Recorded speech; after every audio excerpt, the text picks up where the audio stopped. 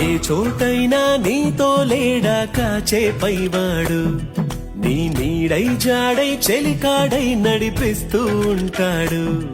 చిరునమ్మకమిస్తే చాలు నీ నమ్మిన బంటవుతాడు. తన ఊపిరి వంతెన చేసి పెను కడలిని దాటిస్తాడు. నీ తెల్లని మనసుకు చల్లని చూపుల దీవెనలిస్తాడు. ఆంజనేయుడు నీవాడు, నీలోనే ఉన్నాడు. నీవాడై బలమిస్తాడు, నీ తోడై గెలిపిస్తాడు. ఆంజనేయుడు నీవాడు, నీలోనే ఉన్నాడు.